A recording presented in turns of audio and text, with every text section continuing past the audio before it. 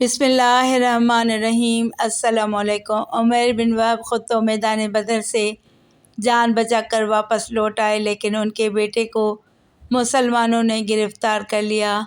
عمیر کو اس بات کا اندیشہ تھا کہ مسلمان اس کے نوجوان بیٹے کو باپ کے جرم کی پاداش میں سخت ترین سزا دیں گے، کیونکہ اس کا باپ رسول اکرم صلی اللہ علیہ وسلم اور آپ کے صحابہ کرام رضوان اللہ تعالیٰ علیہم اجمعین کو دردناک تکالیف پہنچاتا رہا ہے۔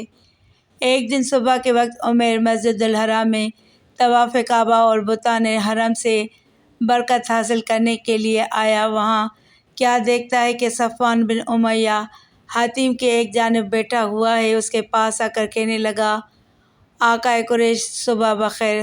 صفوان نے بھی جواباً کہا، عمیر صبح بخیر، آئیں بیٹھ کر کچھ باتیں کریں، آپس میں باتیں کرنے سے وقت خوب گزرے گا۔ عمیر بن صفوان بنو امیہ کے بالکل سامنے بیٹھ گیا۔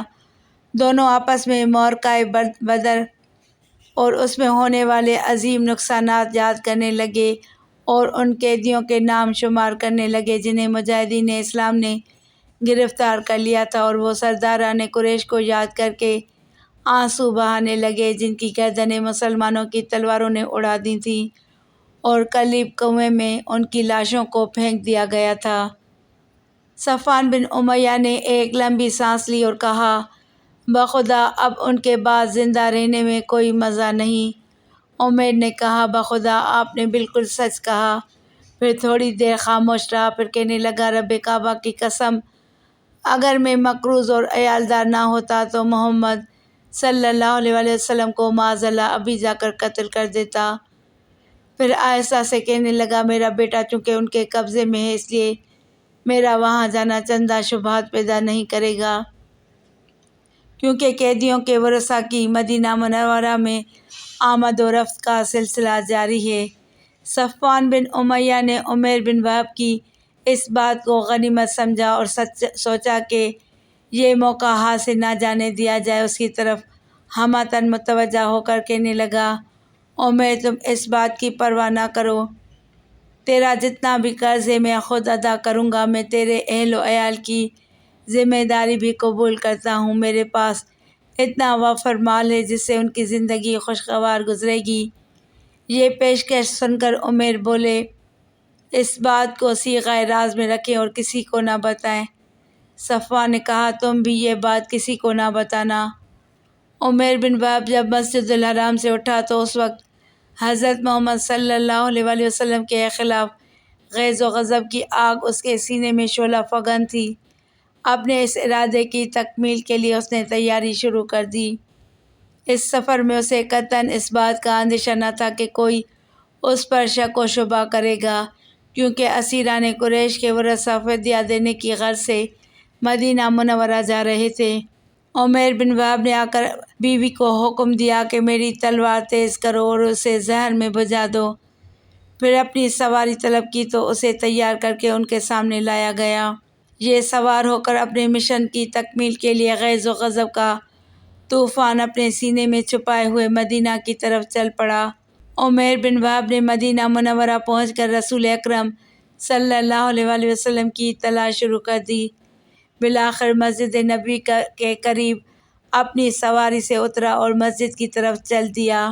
حضرت عمر فاروق رضی اللہ تعالیٰ عنہ چند صحابہ کرام رضوان اللہ تعالیٰ علیہم اجمعین کے ساتھ مسجد کے دروازے کے قریب بیٹھے ہوئے آپس میں جنگ بدر میں قتل ہونے والے اور گرفتار ہونے والے قریشیوں کے متعلق گفتگو فرما رہے تھے، اور وہ اس منظر کو بھی یاد کر رہے تھے کہ جو اللہ تعالیٰ کے فضل و کرم سے مہاجرین و انصار نے میدان بدر میں جواں مردی کے جوہر دکھائے اور اللہ تعالیٰ نے ان کی مدد فرما کر انہیں عزت بخشی اور ان کے دشمن کو تباہ و برباد اور ذلیل و خوار کیا۔ حضرت عمر رضی اللہ تعالیٰ عنہ نے عمیر بن وہب کو دیکھا کہ وہ اپنی سواری سے اتر کر گلے میں تلوار لٹکائے مسجد کی طرف چلا آ رہا ہے۔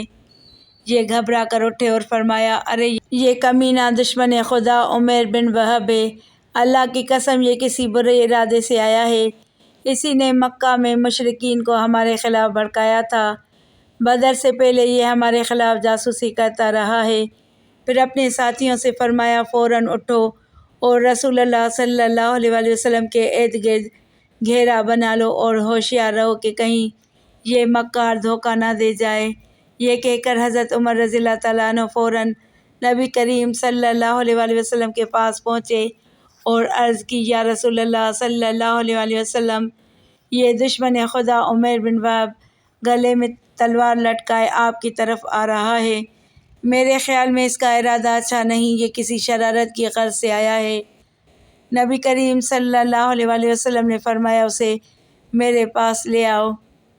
حضرت عمر رضی اللہ تعالیٰ عنہ نے بڑی چابک دستی سے تلوار کا پٹا اس کی گردن میں ڈال کر فوراً اسے قابو کر لیا اور رسول اکرم صلی اللہ علیہ وآلہ وسلم کی خدمت میں پیش کر دیا۔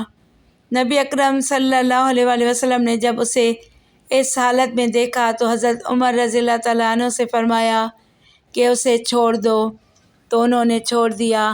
پھر آپ نے فرمایا عمر ذرا پیچھے ہٹ جاؤ۔ وہ تھوڑا سا پیچھے ہٹ گئے۔ پھر عمیر بن وہب کی طرف متوجہ ہو کر فرمایا عمیر قریب آ جاؤ۔ وہ قریب ہو گیا اور عرض کی صبح بخیر۔ یہ زمانہ جاہلیت میں عربوں کا سلام تھا۔ رسول اللہ صلی اللہ علیہ وآلہ وسلم نے فرمایا عمیر، اللہ تعالیٰ نے ہمیں تم سے بہتر سلام کا طریقہ بتا کر ہمیں عزت بخشی ہے۔ ہم السلام علیکم کہتے ہیں اور یہ اہل جنت کا سلام ہے۔ عمیر نے کہا آپ کا سلام ہمارے سلام سے کوئی زیادہ مختلف تو نہیں، لیکن آپ اپنے مشن میں نئے ہیں۔ رسول اللہ صلی اللہ علیہ وآلہ وسلم نے ارشاد فرمایا عمیر کیسے آئے ہو؟ عرض کی میں اپنا قیدی چھڑانے آیا ہوں جو آپ کے قبضے میں ہے، برائے مہربانی اسے چھوڑ کر مجھ پر احسان فرمائیں۔ آپ نے دریافت فرمایا تیری گردن میں یہ تلوار کیوں لٹک رہی ہے؟ اس نے عرض کی اللہ تعالیٰ نے اس تلوار کا منہ ناکارہ کر دیا ہے۔ کیا آپ نے بدر کے دن ہمارے پاس کچھ رہنے بھی دیا ہے؟ آپ نے ارشاد فرمایا عمیر سچ بولو، کیسے آئے ہو؟ اس نے عرض کی میں تو اسی غرض سے آیا ہوں جو میں پہلے آپ کی خدمت میں پیش کر چکا ہوں۔ آپ نے فرمایا تم اور صفوان بن امیہ حطیم کے پاس بیٹھے کلیب کنویں میں پھینکی گئی لاشوں کے متعلق باتیں کر رہے تھے۔ پھر تم نے یہ کہا کہ اگر میں مقروض اور عیالدار نہ ہوتا تو یقیناً محمد صلی اللہ علیہ وآلہ وسلم کو قتل کرنے کی مہم کے لیے نکل پڑتا۔ پھر صفوان بن امیہ نے تیرے تمام قرضے اور اہل و عیال کی کفالت کی اس شرط پر ذمہ داری قبول کی کہ تو مجھے قتل کر دے، لیکن اللہ تعالیٰ تیرے اور اس گھناؤنے منصوبے کے درمیان حائل ہو گیا۔ عمیر یہ سن کر ششدر رہ گیا۔ پھر تھوڑی دیر سوچنے کے بعد پکار اٹھا میں گواہی دیتا ہوں کہ آپ اللہ کے رسول ہیں۔ یا رسول اللہ صلی اللہ علیہ وآلہ وسلم، جب آپ ہمیں آسمانی خبریں بتلایا کرتے تھے تو ہم انہیں تسلیم نہیں کرتے تھے۔ ہمارا خیال تھا کہ آپ پر کوئی وحی وغیرہ نازل نہیں ہوتی، لیکن صفوان بن امیہ اور میرے درمیان ہونے والی گفتگو کا تو ہمارے علاوہ کسی کو علم نہ تھا۔ اللہ کی قسم اب مجھے یہ یقین ہو گیا ہے کہ یہ خبر اللہ تعالیٰ نے آپ کو دی ہے۔ اللہ تعالیٰ کا میں شکر گزار ہوں کہ وہ مجھے آپ کے پاس لے آیا تاکہ مجھے اسلام کی ہدایت نصیب ہو۔ پھر اس نے لا الہ الا اللہ محمد الرسول اللہ پڑھا اور مسلمان ہو گیا۔ نبی کریم صلی اللہ علیہ وآلہ وسلم نے اپنے صحابہ کرام رضوان اللہ تعالیٰ علیہم اجمعین سے ارشاد فرمایا اپنے بھائی کو دین سمجھاؤ، قرآن مجید کی تعلیم دو اور اس کے قیدی کو آزاد کر دو۔ تمام صحابہ کرام رضوان اللہ تعالیٰ علیہم اجمعین حضرت عمیر بن وہب رضی اللہ تعالیٰ عنہ کے اسلام قبول کرنے سے بہت خوش ہوئے، یہاں تک کہ حضرت عمر فاروق رضی اللہ تعالیٰ عنہ فرمانے لگے کہ جب یہ رسول اللہ صلی اللہ علیہ وآلہ وسلم پر حملہ کرنے کی نیت سے آ رہا تھا تو مجھے بہت برا دکھائی دیتا تھا، لیکن آج اسلام قبول کرنے کے بعد یہ مجھے اپنے بیٹوں سے بھی زیادہ پیارا لگتا ہے۔ حضرت عمیر بن وہب رضی اللہ تعالیٰ عنہ تو اسلامی تعلیمات سے مستفیض ہو رہے تھے اور اپنے دل کو نور ایمان سے منور کر رہے تھے، اور اپنی زندگی کے ان خوشگوار ایام میں مکہ اور اہل مکہ کو بھول چکے تھے۔ ادھر صفوان بن امیہ بڑی بے چینی سے منتظر تھا، اور وہ پر امید تھا کہ کوئی خوشگوار خبر ملے گی۔ جب بھی وہ کسی مجلس کے پاس سے گزرتا تو برملا کہتا، قریشیو خوش ہو جاؤ، تمہیں عن قریب ایک ایسی خوشی ملنے والی ہے جو واقعہ بدر کی سنگینیوں کو بھلا دے گی۔ پھر صفوان بن امیہ کے لیے انتظار کی گھڑیاں طویل تر ہوتی چلی گئیں۔ اس کے دل میں آہستہ آہستہ بے چینی سرایت کرنے لگی۔ وہ اس قدر اضطراب و قلق میں مبتلا ہو کر پہلو بدلنے لگا جیسے کہ انگاروں پر لیٹا ہوا ہو۔ وہ مدینہ منورہ سے آنے والے ہر مسافر سے پوچھتا کہ عمیر کہاں ہے، لیکن کوئی شخص بھی اسے تسلی بخش جواب نہ دیتا۔ لیکن ایک مسافر نے اسے یہ بات بتا دی کہ حضرت عمیر رضی اللہ تعالیٰ عنہ تو مسلمان ہو گئے۔ یہ خبر اس پر بجلی بن کر گری، کیونکہ اسے پختہ یقین تھا کہ عمیر رضی اللہ تعالیٰ عنہ مسلمان نہیں ہو سکتا، خواہ ساری دنیا مسلمان ہو جائے۔ حضرت عمیر بن وہب رضی اللہ تعالیٰ عنہ مدینہ منورہ میں بڑی محنت سے دینی تعلیم حاصل کرتے رہے اور قرآن مجید کا کچھ حصہ بھی زبانی یاد کر لیا۔ انہوں نے ایک دن نبی کریم صلی اللہ علیہ وآلہ وسلم کی خدمت اقدس میں حاضر ہو کر عرض کی، یا رسول اللہ صلی اللہ علیہ وآلہ وسلم، میں نے اپنی زندگی کے قیمتی ایام اسلام کو صفائے ہستی سے مٹانے کے لیے صرف کر دیے۔ جو بھی اسلام قبول کرتا تو میں اسے طرح طرح کی تکالیف پہنچاتا۔ اب میری دلی تمنا ہے کہ آپ مجھے مکہ معظمہ جانے کی اجازت عنایت فرمائیں تاکہ میں قریش کو دین اسلام قبول کرنے کی دعوت دوں۔